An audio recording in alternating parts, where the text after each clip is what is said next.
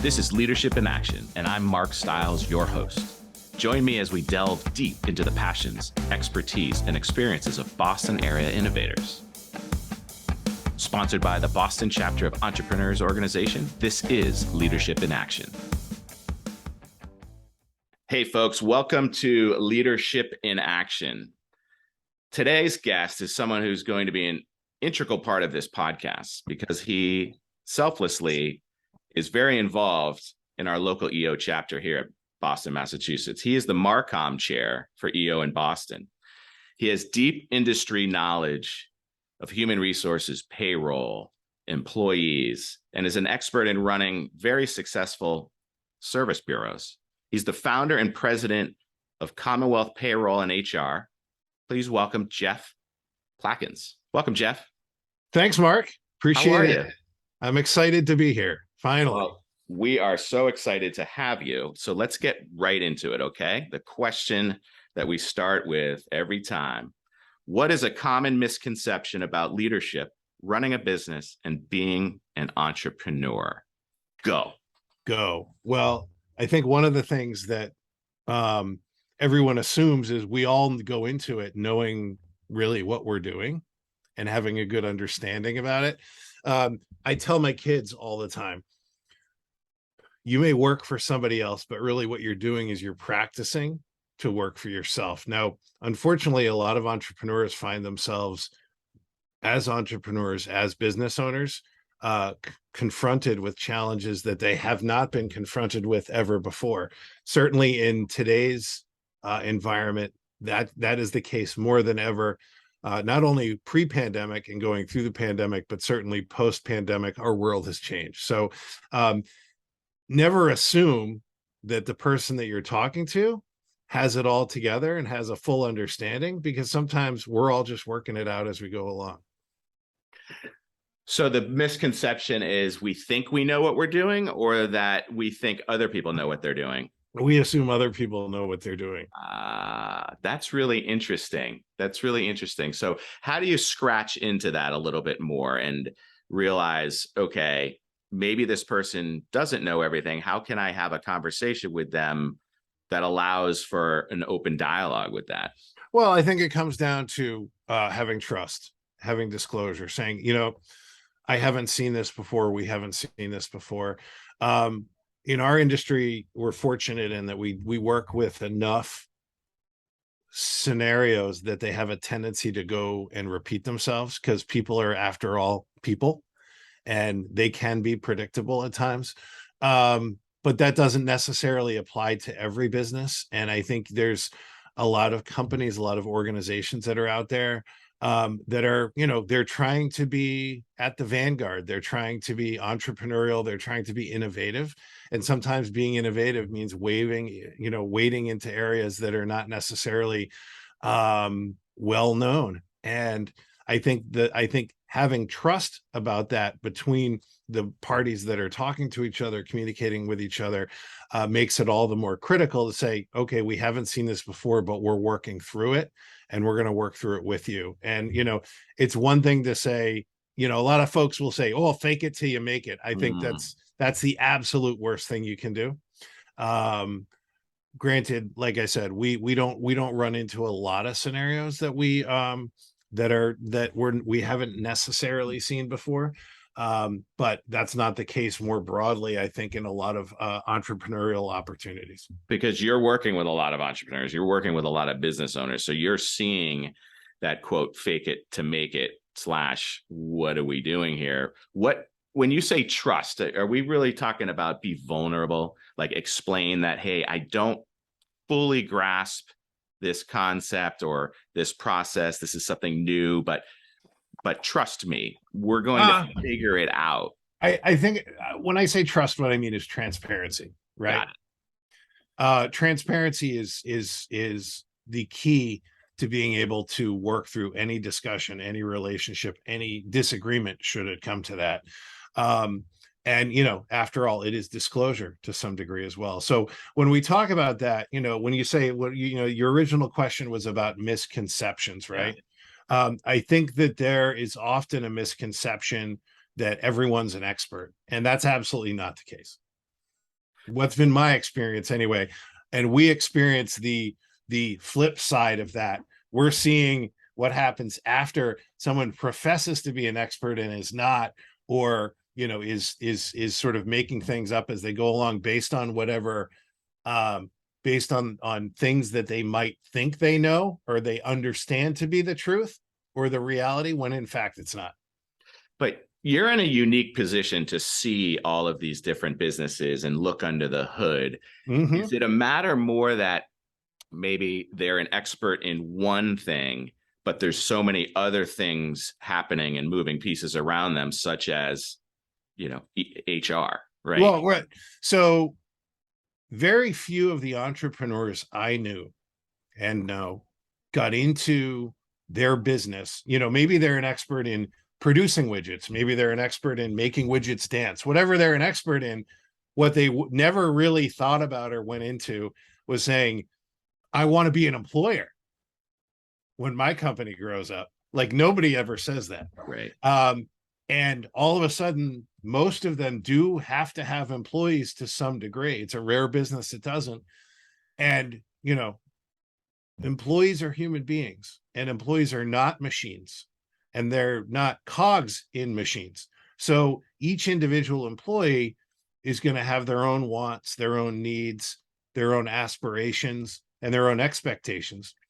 And I think a lot of employers we see never really considered that, never thought of that until they lost their most valuable employee, or they got sued for some reason because they did something they weren't supposed to do, or they didn't do something they were supposed to do. Well, people leave leaders, right? Not organizations. That is absolutely correct. Absolutely correct. Jeff, that you're so knowledgeable about all of this and all of the entrepreneurial pieces of it. Where are you learning these things? Where are you being coached and counseled and learned up? Well, so interesting. One of the things I'm a generally pretty inquisitive guy in our industry. As I mentioned before, we have to be constantly learning to stay ahead of where we are and make sure that we know what's happening proactively, both for our clients and obviously for ourselves. However, that's all narrowed to the industry that I'm in. I joined back in 2009. I joined this organization, EO, right? Regular listeners of this podcast know EO very, very well. When I look back today and somebody asks me, where did you learn this? Or where did you pick that up? Or how do you know about this? There are times when I can't really recall exactly where it came from, but I can probably date it back to exposure that I've had to other members of entrepreneurs organization, whether it be folks that are in my forum or learning opportunities that I've been to in some of the EO events that have been out there. And it's been, for my business, I would say, significant as far as allowing me to grow as a business owner and as an entrepreneur. But also as a professional, being able to learn more and get exposure to things that probably I otherwise wouldn't have had a lot of exposure to. Back in 2005, when we sold our first company, we went through a mergers and acquisitions process. And soon after, when I joined EO, I had exposure to some folks that were in the investment banking industry who I'd never known before. And so had I known them then, when I sold my first business, we would have done a lot of things really, really differently. So it's really just continuing to learn, and most of all, continuing to listen so I can learn from others. Let's go through kind of a history of how employer-employee relationships were, 80s, 90s, right, post-COVID, right? Because I think we've had a real evolutionary shift about the relationship between employer and employee post-COVID. Absolutely. Without being too general, some say that there's a generational component to it. It's like anything else. There's always exceptions to the rules. Some of that has to do with a generational bit, but I'm always hesitant to talk about it in terms of generations because I've had some great Gen Z employees who, are, they're harder workers than some of my Gen X employees. But, there's always the exception to the rule. And it's really, what is their expectation what do they want to take away from the workplace? And what does the workplace expect of them? And as long as I can remember, in the 80s and so forth, coming to the workplace was more of, okay, you went to your work, and you did your job, and you got paid to do your job, and maybe you got paid well, maybe you didn't get paid well, but almost throughout there was somebody that was going to be waiting for your job if you weren't able to or willing to do it. These days, post COVID, there's probably, I think there was a statistic out there that there's, I think, 3 open positions for every unemployed person that's out there. So Really? and that doesn't even speak to what's available to somebody. Now, one would say, well, who's not working right now? Mostly, the assumption is broadly made that the people that aren't working are the folks that either don't want to work or are not necessarily employable for whatever reason. So now then, the ones that are employable and the ones that are desirable as employees are certainly working. So the competition for employees is more brutal than it's ever been. And the competition to retain employees becomes a significantly larger challenge than it's ever been before. And if you've gone into that and your mindset is back from the 80s, which is, yeah, don't let the door hit you in the behind on the way out, there's 3 more people waiting for your job, then all of a sudden you better be good in robotics because that's the only way you're going to get work done.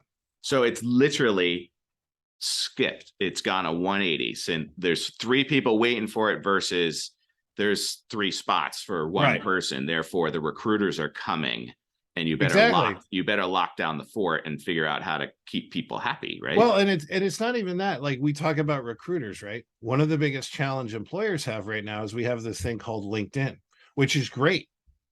Everybody's resume is live, public, in person, available. I know that my own employees, they get sometimes 2, 3, 4 approaches a week from recruiters that are looking for people with their capabilities and their skills. Wow. To bring elsewhere. So there's an aggressive component to it, and then there's the non-aggressive component to it. And so somebody who might not necessarily have been looking all of a sudden feels put off for some reason and says, oh, the grass is looking greener over there, and they go.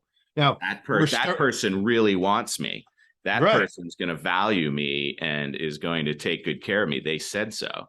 They're willing to pay 20% more or 30% more, or they're willing to let me work from home, or whatever the scenario is that comes into play. And we're starting to see now that that's not necessarily what it's been cracked up to be. We're starting to see that they go to a new organization, then they realize, well, they were willing to pay more, but that's because the culture at the new organization is not as good as it was at the previous, or I'm being asked to do a lot more with a lot less. So we're starting to see that boomerang around at us a little bit. And of course, the job market is tightening up a little bit. So that's depending on your perspective, that's more, if you're an employer, that's becoming a little bit more helpful, but hopefully you're not an employer who's also looking into the potential recession that we're looking at and saying, oh, this is going to really hurt my business. Right. So we got to start cutting people. But what about that person who sees the greener grass? They go over there and they're like, oh, well, no wonder this is like something out of the early 20s. This is a sweatshop. These people, this is unbelievable. My culture back there was so much better. We had fun. We enjoyed each other's presence, and we had a purpose, and it was fulfilling. Are those people welcome back generally? Well, it depends. It depends on the nature with which they leave. I mean, you've heard the word ghosting before, and unfortunately, we've all been now ghosted to some degree at some point in time, whether it be an employer that we agreed to hire who just never showed up, or I've heard scenarios, we haven't had it here, but we, employees that just stop showing up and they disappear. Now, that I don't understand either, because I was taught by my parents, never, ever, ever burn a bridge. Right. To me, that's the absolute equivalent of burning a bridge. Right. I don't see how that could benefit anybody, except if there's 3 jobs for every one employee that's out there, then they don't have to worry about that. So when you're coaching, counseling, working with your clients, how are you helping them understand this environment and, how to retain good people and work with people and make sure that they're aware, right? That you telling me that some folks are being approached by recruiters 2-3 times a week, that's shocking to me. I'm sure it's shocking to a lot of other people, even though they realize, your top performers are absolutely being recruited. So don't be ignorant about it. How do you have these conversations with business owners to, keep that relationship intact? Well, I mean, it's that sets the table, if you will, for that conversation. The notion that the employees are always being recruited and understanding that should then open the door to say, well, what do you want to see happen? And if what you want to see happen is, I don't want turnover. I don't want to lose people that I've invested time and resources and effort into. Then the idea is starting to get more in touch with what those individuals are looking for in the workplace. Okay. And that's going to be different things to different people. So if you understand that, for example, the newer working generations are seeking development opportunities in the workplace. They're seeking career paths that they see and understand and are something that they can put their arms around. Then an employer needs to be able to provide that. An employee needs to be and wants to be engaged in the work that they do. They need to feel that it's going to benefit them and it's enriching to them in some way. And maybe it's enriching to them because it aligns with some social cause that they consider as important. Mm-hmm. And maybe it aligns with them because they just get a lot of satisfaction from the role that they're in, and it sort of matches up well. So part of it is understanding that. Then part of it is also making sure that you're hiring for the role and you're hiring the type of person for the role that is going to match up well. And one of the challenges that a lot of organizations face is there's a lot of pressure to make a very quick judgment and then a very quick offer to new employees or potential employees, because they're not going to be out there for long. They're going to have other opportunities as well. Well, that leaves a very short period of time to actually get to know somebody. So now we get into the real important role of pre-employment assessments, the type of thing that says, okay, I recognize, for example, what my organization's core values are. I need to hire those to those core values. And so what are the questions I need to be talking with a candidate about to make sure that that those are all in alignment? That's a question. Those are all discussions that I don't think people were having in the 80s and in the 90s, because it just wasn't all that relevant. But now it's completely relevant. So that's why you've seen HR professionals, or I'll go back a little further and call them personnel specialists, turn into chief people officers. Yeah. And that sort of thing. And it's real and it's true. And it's actually not all that difficult to do if you focus on the culture of the organization. And that's an important thing. Now, I always say around here, our culture, you can't ask me about our culture, because I'll tell you what I think it is. The culture comes from the employees and what they make of their days in the office, their days working remotely, and their relationship both to the organization and to each other. Right. Now, obviously, folks were working on values and mission statements pre-COVID, but Do you see COVID as this really pivotal moment where everybody was in it together? There was an even playing field. Everybody was equally wondering what is going to happen next. How do we work with our people? And, were people failing at that one to a point where it was devastating? And were people growing as an organization and becoming tighter as a culture because it became a necessity to become a family and figure it out together? Well, I think organizations during COVID went a couple of different ways. Okay. There was a real galvanization, I guess, in some organizations because they needed to sort of hunker down and work together to do what they needed to do. And I think our organization falls into that, in the sense that through COVID, as most business owners know, there was a tremendous amount of COVID relief that was tied to and associated with payroll and employment and keeping employees and so forth. That was something we used to joke that was the airplane that they were figuring out how to build while they were flying it. So one of our great responsibilities was to try to stay as much ahead of that as we possibly could. We actually had somebody on our staff who basically her job 100% of the time was watching what was happening in Congress, watching what was getting passed, watching what the Internal Revenue Service was coming down with, and so forth. So we could then pass that along in a very timely manner and support customers appropriately. I'd love to say every organization who was in our business was doing the same thing. Some were a little bit later to the game than others. But I feel like for us, that did two things. Not only did it really create an opportunity for us with our clients who might have been working with some of our, national competitors who felt like, oh no, they're not going to help me, so I need to go with somebody who will be able to help. And that's the role that we played. But also for my team internally, everybody really had a chance to, look to the left and look to the right of who was in the foxhole with them. Yeah. And, we hadn't lost a single person from that period of time.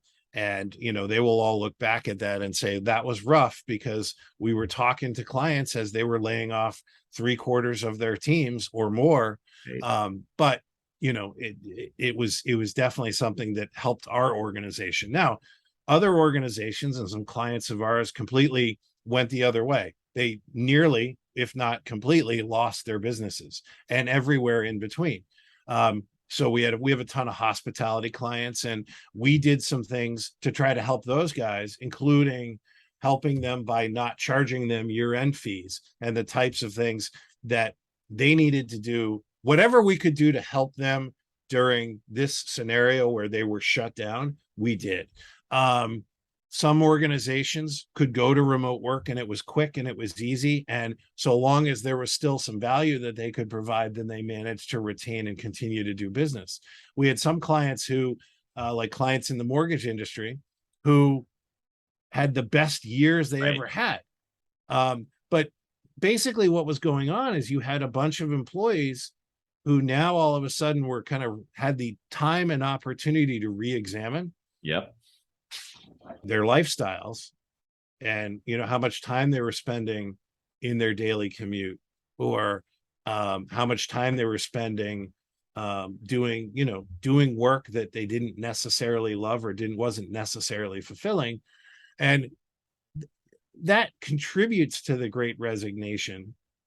Some people more optimistic, and I will agree with this, would refer to it now as, I would call it, the Great Reconciliation. Right. The great reflection, the great awakening, the great, what are we doing? Are we doing this correctly? Because it doesn't make sense to sit in the car for 4 hours a day. Right. It simply doesn't make sense. But then there's the argument, well, we need the seasoned people to be able to train the younger people, and then in comes teams, and in comes all of these things. But what I find really fascinating being in the real estate space is the people can live where they want to, not where they have to, right? So it allows for it. And what I saw really interesting was how some of the big companies were trying to figure out pay scales based on region. And, they're working out of the New York office, getting paid at a high rate, but they're living in Kansas, and where's the equity there? So really, really fascinating stuff. And you must have really been right in the battlefield during COVID with these companies, because it was wild. Well, there's still a lot of movement that's happening. Organizations that we're dealing with, that's one of the challenges that they're dealing with is, okay, it used to be that I had everybody in the office, and so everybody lived in the same place. And as a taxpayer, I know that my employees are in Massachusetts. Then okay, everybody's in Massachusetts. Well, let's just shake it all up and throw it all out there again. And now, great, we are a partially remote company, but now I have employees in 10 different states, and I'm still doing business only really in Massachusetts. But what does that mean for my organization? How am I on top of the compliance that's needed to do that? And so when I talk to companies, I got my start way back in the days when payroll was just creating checks, calculating taxes, and so forth. Now we help employers with everything related to employment. And it's such a broad it's such a broad need and such a broad capability. And every company is different, and the needs of every company is different. So that's what we've become, I think, really, really strong at as an organization, is recognizing and helping companies in the different stages that they're in get the tools that they need and the help that they need based on their employee population, and how many are exempt employees and how many are non-exempt employees, and where they are, and what they're doing, and so forth. What do you mean exempt or non-exempt? Exempt or non-exempt. So an exempt employee generally indicates exempt from overtime. So a lot of times, most times, a lot of folks will make the draw of saying, okay, an exempt employee, salaried employee. But the reality of the situation is that there's a very strict test that exists at the federal Department of Labor level to look at what defines an exempt employee. Somebody that's a professional, like a lawyer or a CPA, somebody that's an IT specialist, a salesperson, a manager of some sorts. And then there's tests related to that, where you say a non-exempt employee is somebody who isn't necessarily an hourly worker, but there's somebody that gets paid for a job that has variable hours. And as a result, they could be eligible to work in overtime. Now, you've got your federal levels and federal definitions of exempt and non-exempt, which alter a little bit at the state level. So now you're talking about that's one example of compliance challenges that come into play between the various 50 states plus the territories that you could be in, on top of and interplaying with the federal level requirements. And who do you listen to, and which one takes precedent? Same thing with minimum wage and so forth. So it becomes very, very complex. And the solutions, for example, that we bring to a company that has a bunch of hourly employees or a bunch of non-exempt employees is very, very different than we bring to, say, a law firm that's made up of 20 different lawyers. Got it. So let me ask you, how did you get into this business? Let's go way back. Let's go back to that first job. Let's go back to the first job, and let's learn who you are and how you got here. So I was the kid, a lot of folks will say, well, when I was a kid, I wanted to be a NFL player. Yep. Or I wanted to be a fireman or a rocket scientist. I was one of the few that said, I want to be in payroll when I grow up. And no one says that. I love it. The way I got into the business is that my father, who was a CPA and he was in finance, built a company that did, and this was back in the early 80s, built a company that did bookkeeping and accounting and payroll, which was part of that at the time, on home built systems. This is before the PC, before the internet, IBM System 36s. Ooh. And, green and white ledger paper and that bit. And he got into the payroll business, and I was in my teen years at the time. And For example, when W-2 time comes around at the end of the year, he needed help making sure the W-2s got into envelopes and got sealed. And so my brother and I became free labor.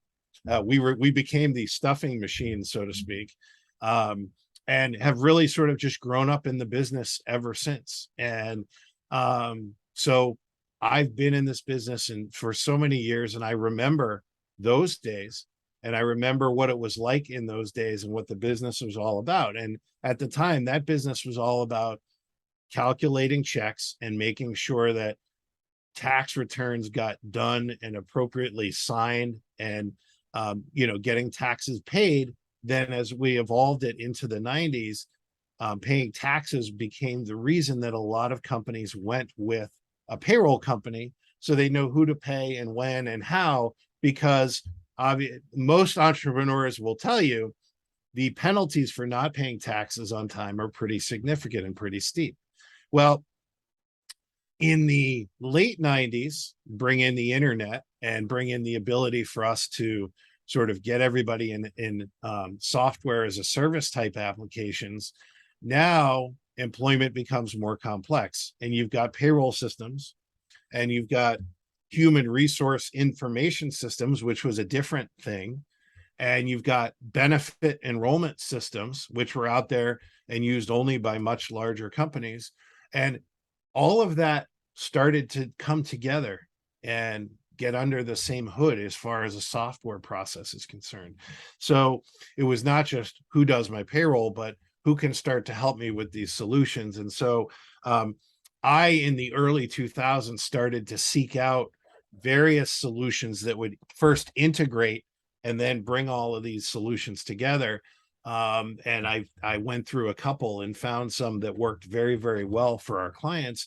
And that sort of gave birth to a term that nobody outside our industry knows, which is called human capital management, or HCM. You say HCM to the average person, then they don't, what was that? They don't understand. And which is why I never use it. But basically, broadly speaking, it is all the tools and solutions that surround supporting an employer with their employees. So HCM, and then it drives you into more, right? So we assume that a lot of people back in the 80s may have had to do this in-house. They had their own accounting department, and then they decided, well, we're going to outsource this, right? Because this is becoming a challenge, right? And then the challenges are becoming more, but the opportunities become more for a company like you to give more services, a menu of services for companies to say, well, I never even thought of that. What other services are you providing now for those companies? Well, so there's technology solutions, which will make an employer more efficient. So it's not unusual for us to run into, companies as they grow. Let's just say there's a company with 20 employees, and there's always that one person. Everyone knows the company that has that one person who knows where all the bodies are buried. Right. She does payroll, she does HR to some degree, she handles the benefits and so forth. So then the company grows. Now they're 40 employees, 60 employees. The business owner's like, oh, I hope she doesn't get hit by a bus, or I hope she doesn't win the lottery, to be more positive about it. I better get another one of her. When in fact, what she's doing is just continuing the processes as if they were 20 employees. So if you revise the processes, you can make that one person significantly more efficient, especially around tracking time, tracking attendance, benefit enrollment, all of these different things. So it's just a matter of properly applying the technology where you can do so, to not only to the advantage of the company, but to the advantage of the employees as well, giving them more empowerment, more tools to make themselves more able to get things done without going and standing in somebody's doorway to do it. Right. You've got now the generations that are in the workforce are ones that expect to be able to do everything with this. right? And so if they can't onboard, if they can't enroll in benefits, if they can't request a day off from the phone, then that's an old school company. And so there's lots of organizations that are still considered old school. So now, as they're talking about becoming more appealing to a new generation of workers and employees, they better get on board with having the tools that make it a thing like an onboarding process very easy. Think about an employee that sits down first day on the job, first 3-4 hours they spend filling out forms. Versus being able to do it automatically, cleanly online before the first day. And then the first day is spent celebrating the existence of the new employee and the new organization. Two very, very different things. Yes. Two very, very different experiences. So outside and alongside, there's the technology implementation expertise and tools that we offer up. But then there are lots of services around that. And now, I've been talking about benefits, I've been talking about time and payroll. Those are sort of the really functional items. But now we're talking about having tools to help grow and teach employees. So we're talking about learning management systems, employee engagement systems, performance management systems. So how do we create an ongoing conversation about an employee and how they develop within the workplace? There's a functional way to implement that, but you also need technology tools to do it well and to do it effectively. So how do we put those into place, especially in an organization that's never had that in place before? Right.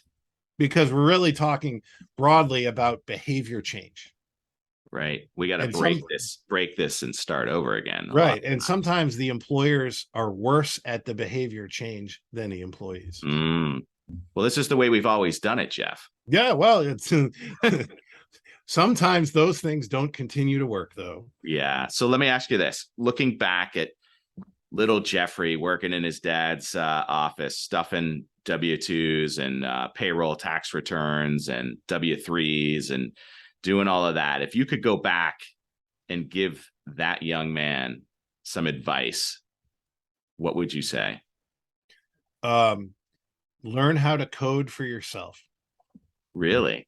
Well, yeah. I mean, it continues to be technology, which leads the way on a lot of these things. There's a word for it. It's now called work tech.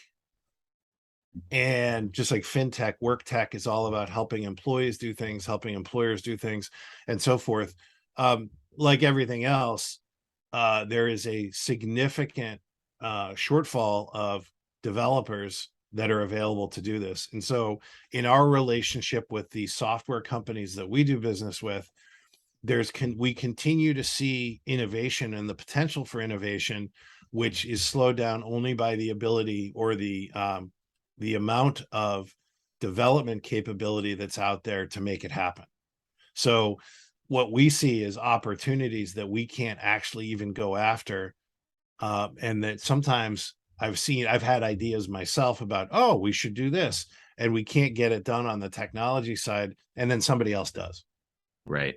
Right. So if I could give myself any advice, I would say, okay, this is a great business to learn, but that's a skill that I should have learned a long time ago to be able to do it. Now, like, it's seldom a single developer that makes a big difference, but that is now a very expensive notion to be able to do that. And that's why we as a company rely on technology partners to develop and deliver the technology that we use rather than doing it ourselves. What are some of those softwares as a solution? What are those programs that companies can use that would help grow their company, right? What are some of the do-it-yourselfers, for lack of a better term, to get started and analyze certain things better? What are some of your favorite partners? We're obviously there's the solution that we lean on and we utilize ourselves is called iSolved. And we've been partners of the iSolved organization since before it was even called iSolved. That goes back to 2010. Now, iSolved is not the only one in the business. Certainly all the big national companies that are out there, pick one, they all start with the word pay, and they all have solutions that do they perform the same function, if not in the same way. Some are easier to use than others. Some are simpler than others, which is a good thing if you have a simple need until you have a complex need. And so it is certainly not a one size fits all scenario. And I think with any technology solution, you'll pay a little bit to not interface with human beings, and you'll pay more to interface with human beings and to have a lot higher level of support. But what I do know about this industry is, back to what we were saying at the beginning, most business owners never got into business with the intention of being an employer. So most of them that I run into have a high level of need for service. And if they say, well, I could go with this company, it's all online and so on and so forth, and it's significantly cheaper. And yes, of course it is. Go for it. Hopefully you won't need any help with it. But the reality of the situation is that they do need help with it. And that's why one of the things that we spend a lot of time and effort on is making sure that we provide a very immersive experience for the employers that we work with, to be able to support them, even so much so to the point where we recognize it as one of our jobs that we need to make sure that that client that we're working with is going to do the right things, not only for the people that they work for, but for the employees that rely on them. We used to say and continue to say that a really good payroll company is one that's seen but not heard. If our company name is on the lips of all the employees, that's a bad thing. Right. That's interesting. But it's also interesting that you talk about that do it yourself, right? And the reality of it is someone's going to download this software and they're going to look at it and they spend the whole weekend trying to figure it out and then forget it. And all of a sudden it's a wasted expense, it's sunk, and you're still exactly where you need to be. It comes back to it all the time. It's where there is a need for a professional, hire the professional, right? Hey, Jeff, what else do you like to do? Give me some of your hobbies and passions and some personal stuff. Well, when my kids were young, I was a very passionate coach. I'm a very competitive guy. And when my athletic days were over, my kids' athletic days were beginning pretty quickly. And so I was pretty involved with them. My daughter ended up as a NCAA softball player. My son is a current NCAA football player. Wow. And so I'd like to say part of what I do, and my wife, we both live vicariously through our children and their achievements and successes. We live in a town on the North Shore of Massachusetts, and so that provides us an opportunity to have full access to the water. So we spend time on our boats, and I spend a lot of time focusing on this business because it's my other baby, so to speak. Yeah, no, I hear you. Jeff, I really appreciate you very, very much coming on and talking with us about this and sharing your wisdom, sharing your knowledge, sharing all of what you're doing. But one of the questions that I find is most important is where would someone find you? How would they contact you? Well, you can find me on LinkedIn. My name, Jeff Plakans, that's spelled Plakans is the last name. There's not many Plakans out there, and there's certainly not many Jeff Plakanses out there. You can find me on LinkedIn. You're welcome to reach out to me directly via email. I welcome that. My email is Jeff, Jeff Plakans, Plakans at Compay, COMMPAYHR.com. I love it. I love it. Thank you again. That's it, everybody. What an amazing show, Jeff. I appreciate you so much for coming on and sharing. And folks, if you learned something today, if you laughed, if you heard something you've never heard before, tell somebody about this podcast, share it with them, let them know. Thanks again, Jeff. All right. You're welcome. Thank you. Folks, this has been another exciting episode of Leadership in Action. We will see you next time. Leadership in Action is sponsored by the Boston chapter of the Entrepreneurs Organization. As the world's only peer-to-peer network exclusively for entrepreneurs, EO helps transform the lives of those who transform the world.